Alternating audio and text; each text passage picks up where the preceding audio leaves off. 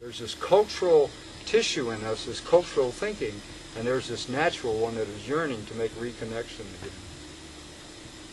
So that's the key things that domestication and insulation does, is it stops movement.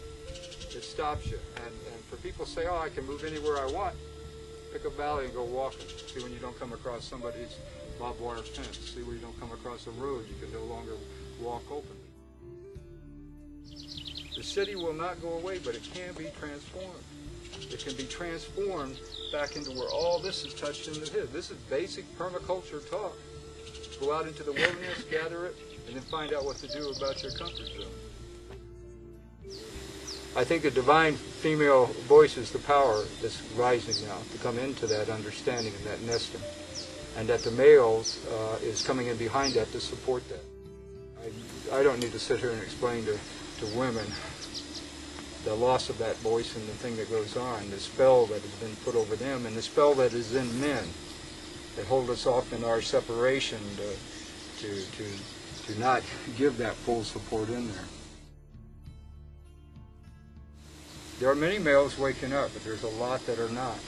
There's a lot that the spell is strong on them. And women have that earth connection about you, that moon time about you. You've got this power about you that is this nesting power. And the best way I can explain that is if women would have been the majority thinking in Congress and Senate and leadership, I would have never gone to war. And the brothers I went to war with would not be dead. I know that to be true. They would not, mothers will not, they're not too keen about sending their children off to them. And that would have been the power talk and would have guided us in a more natural way of fitting back in.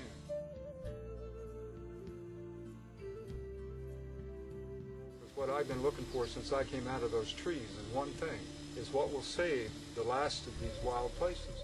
That is what I came out for. I got so deep in touch with and in love with those rivers and those trees and stuff that there's only one mission for me, and that is what is the pattern that will change this culture.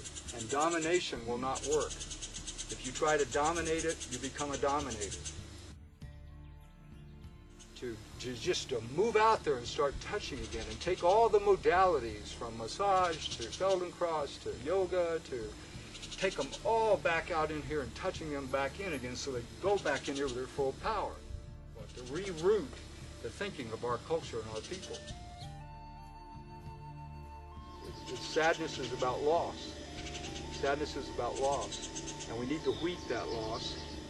Then we need to learn to praise it, honor it, bring it to joy, and then we need to sleep it and put it, dream it away, and start off with a new vision and new dream in alignment. I will continue to run and pass the word and gather others and sing this wherever I am. I will continue to pass out that word. I'm also a scout, so I scout and I pick up patterns to bring them back to the tribe, to bring them back to this divine feminine voice. Say, here's some patterns I've picked up. Agree with them, you find them, you say yes. And the other thing I offer to this tribe is I have been taught how to train. And I know some things about training. And so I'm here to share those, how to get the training practice in physically to get those back in. And those are the three things I offer. And wherever I can show up, where the voice decides where to go, how to go about it, it's to support this divine feminine voice that comes up with the male support coming into it, and we form tribe. Tribal balance. Tribal balance. Tri is two words. Triangle and balance.